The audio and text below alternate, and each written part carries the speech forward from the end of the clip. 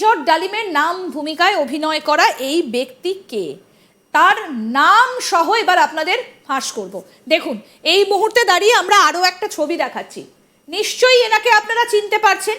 এতক্ষণ ধরে যার ছবি, যার ইন্টারভিউ আপনাদেরকে দেখাচ্ছিলাম গ্রিন স্ক্রিনের সামনে, এনারই অল্প বয়সের ছবি। এটা কোথাও মনে হচ্ছে যে ইনি কি মেজর ডালিম? আমরা অল্প বয়স না বেশি বয়স সেই ইয়েতে যাচ্ছি না, কারণ প্রস্থেটিক মেকআপের ব্যাপারটা শুভাশিস অনেকক্ষণ আগেই আপনাদের সামনে তুলে ধরেছেন।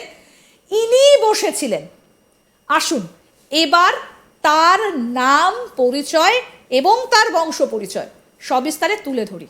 দেখুন, ইনি হচ্ছেন ভুয়ো মেজর ডালিমের নাম ভূমিকায় অভিনয় করা ব্যক্তি, চট্টগ্রামের মিনজানুল আফরিন সিদ্দিকী ওরফে মিনু। এই হচ্ছে তার ফেসবুক পেজ, এবং তার যে ওপরে তার যে কভার ইমেজ রয়েছে সেখানেও তার ছবি রয়েছে। দেখুন, ইনি হচ্ছেন সেই ব্যক্তি। আমি মেকআপের পর কি হয়েছে সেটাও আপনাদেরকে দেখাচ্ছি। দেখুন, এই দেখুন, স্পেশাল মেকআপ করে সেজেছে মুজিবের খুনি ভুয়ো মেজর ডালিম। আমি ইয়ের কাছে, শরীফ ভাইয়ের কাছে যাব।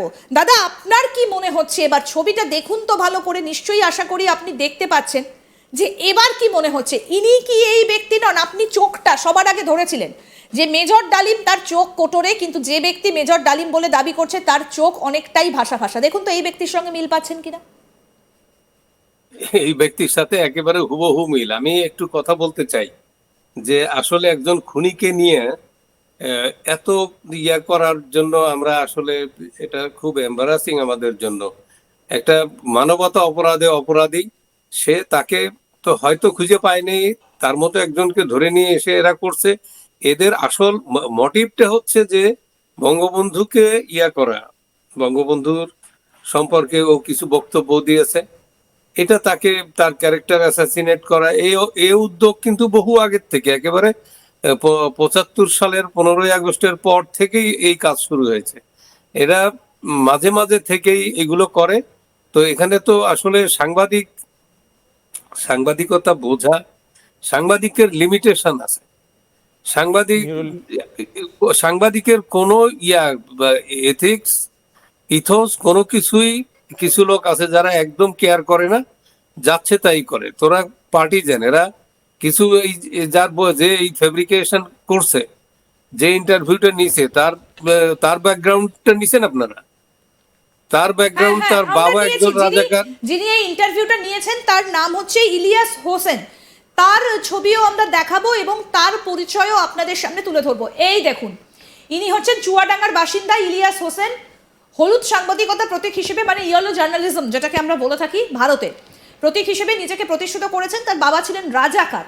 1971-এ তার পিতার ভূমিকার জন্য তিনি গর্বিত। তিনি ঘুষ সাংবাদিকতার অন্যতম পথিকৃৎ। একাধিকবার ঘুষের বিনিময়ে সংবাদ তৈরির অভিযোগে দোষী সাব্যস্ত হন তিনি, এবং তিনি কিন্তু এই ইন্টারভিউটা নিয়েছেন। অর্থাৎ এই যে মেজর ডালিম বলে যার পরিচয় সামনে এনেছেন, ইনি তার ইন্টারভিউটা নিয়েছেন, এবং যার মধ্যেও কিন্তু নানা রকম গোলমেলে ব্যাপার স্যাপারগুলো রয়েছে। ইনি হচ্ছেন সেই ব্যক্তি, এবং বিদেশ থেকে ইনি নাকি ইন্টারভিউটা করেছেন। দেখুন, বিদেশ থেকে তিনি সরকার, প্রধানমন্ত্রী, আওয়ামী লীগ নেতা এবং দেশের প্রভাবশালী ব্যক্তিদের সমালোচনা করে ভিডিও চালান। তিনি রাষ্ট্রবিরোধী গুজব ছড়ানোর কাজে লিপ্ত। পুলিশ এবং সিভিল প্রশাসনের কিছু লোক তাকে সরকার বিরোধী তথ্য দেয়। সম্প্রতি ফেসবুক কর্তৃপক্ষ তার পেজটা ব্লক করেছে, কিন্তু তিনি একটা নতুন পেজ খুলেছেন এবং গুজব ছড়াচ্ছেন। অর্থাৎ ইনি হচ্ছেন সেই ব্যক্তি। দাদা, এই যে আপনি বলছেন যে যিনি ইন্টারভিউটা নিয়েছেন ইনি হচ্ছেন সেই ব্যক্তি, এবং ইনি কে যদি একটু বলেন, এনার বাবা কে ছিলেন? আপনি যেটা বলছেন ওটাই। এই ওর বাবা সম্পর্কে আমরা তো আর সরাসরি আমরা জানি না, জানার সুযোগও নাই, আর জানার দরকারও নাই। তার একটা ছেলে, সে টেলিভিশনে যখন 111-এর পরে টেলিভিশনে এসে একটা করে, সিরিজ করে টেলিভিশনের সামনে আসলেই তো নিজেকে হিরো মনে হয়। সাংবাদিকতা কিন্তু এটা না। টেলিভিশনের বুম নিয়ে ঘুরলেই সাংবাদিকতা জানবে, এটা নট নেসেসারিলি। সাংবাদিকতা করতে হলে আপনাকে পত্রিকায় দীর্ঘদিন কাজ করে সাংবাদিকতার সব কিছু জানা দরকার আছে। একটু সময় লাগে। হঠাৎ এসেই টেলিভিশন বুম নিয়ে এসে বললো যে আমি ওখানে আছি, আমি এখন এই করছি, এইসব অ্যাডভেঞ্চারিজম হয়, জার্নালিজম হয় না। যার জন্য এদের কাছ থেকে আপনি দেখবেন ও বিদেশে থেকে যা কিছু করছে, এইটা এইটার এটার কোনো, এটাকে কোনো সাংবাদিকতা বলা হয় না। যেসব ল্যাঙ্গুয়েজে কথা বলে, আপনি ওর ল্যাঙ্গুয়েজ শুনলেই বুঝবেন যে কি সব কথা বলে যায়। ঠিক যাই ঠিক এই সম্পর্কে আসলে কথা হ্যাঁ। বলার জন্য, এটা ওকে নিয়ে বা এই যে একজন খুনিকে নিয়ে কথা বলার জন্য আসলে আমাদের আসলে দুর্ভাগ্য এই যে মুহূর্তে এগুলো দাঁড়িয়ে নিয়ে এমন কথা। একটা ভোলাটাইল সিচুয়েশন ক্রিয়েট হয়েছে না বাংলাদেশে, এই কথাগুলো আমাদের আনতে হচ্ছে। কারণ শেখ মুজিবুর রহমান যিনি বাংলাদেশের স্বাধীনতা এনে দিয়েছিলেন, তার সেই স্বাধীনতাকে বিপন্ন করার জন্য যেভাবে একদল মানুষ উঠে পড়ে লেগেছেন এবং যেভাবে একজন খুনিকে বাংলাদেশ সামনে এনে ডালিম বলে দাবি করছে, সেই কারণে আমরা এই টপিকটা আজকে বেছে নিয়েছি। যদিও খুব খারাপ লাগছে আপনার, কারণ আপনার দেশ বাংলাদেশ, আপনি শেখ মুজিবুর রহমানের তার যে ভূমিকা স্বাধীনতায় সেগুলো সম্পর্কে আপনি ওয়াকিবহাল, আমরা সবাই ওয়াকিবহাল, কিন্তু পরিস্থিতির কারণে আজকে আমাদের এই বিষয়টা নিয়ে আলোচনা করতে হচ্ছে। স্যার, আমরা বুঝতে পারছি যে আপনার কতটা খারাপ লাগছে, আপনি কতটা মানসিকভাবে বিধ্বস্ত, নিজের দেশ ছেড়ে আপনাকে থাকতে হচ্ছে আজকে এই অশান্ত বাংলাদেশের কারণে। আমি আবার আসছি আপনার কাছে, এই যে শুভাশিসের কাছে যাব এই মুহূর্তে। শুভাশিস, এই যে নিউরো লিঙ্গুইস্টিক প্রোগ্রামিং, এটা কি আসলে?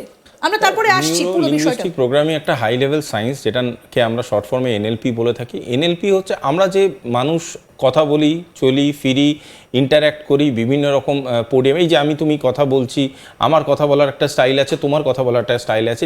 এনএলপিতে এটাকে বলা হয় প্যাটার্ন স্টাডি। বিভিন্ন লোকের বিভিন্ন প্যাটার্ন হয়। আমি যদি একটা অন্য লোক সেজে এখানে বসে থাকি, তাহলে আমাকে তার প্যাটার্নটাকে ইন্টারভিন করে তার মতো প্যাটার্নটাকে কপি পেস্ট করতে হবে, which is practically impossible.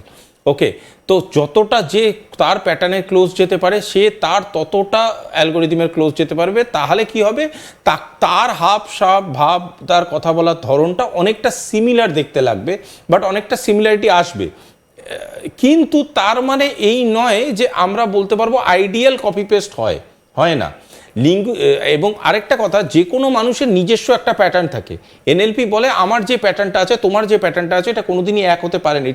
It's more like a fingerprint, কোনোদিনই এক হতে পারে না, ডুপ্লিকেট হতে পারে না। তো এই ভদ্রলোকের যখন আমি বিভিন্ন রকম ভিডিও, বিভিন্ন রকম কাট দাঁড় করি পজ করে দেখছিলাম, এর একটা way of pattern, way of talking আছে, যেই টকিং বা প্যাটার্নটা হচ্ছে প্রম্পট বেসিস। উনি কিন্তু প্রম্পটিংয়ের এগেনস্টে কথা বলছিলেন। উনার যে চোখ, তুমি একটা জিনিস দেখো, এই যে এই ভিডিওটা যেটা চলছে, সেইটা ওই চিট নেবার এবার একটু আগে যদি দেখাও, জাস্ট একটু আগে, জাস্ট চিটটা হাতে অ্যাকসেপ্ট করার আগে উনার দেখো মনিটা খুব একটা বেশি নড়লো না, যে অ্যাঙ্গেলে ছিল সেই অ্যাঙ্গেল থেকেই চিটটা অ্যাকসেপ্ট করলো। তার মানে এই চিটটা আসছে যেখান থেকে, প্রম্পটারের পেছন থেকে। তার মানে যে প্রম্পটিংটা চলছে সেই প্রম্পটিংটাই ডকুমেন্টেড করে কোনো একটা নেক্সট কিউ দেওয়া হচ্ছে।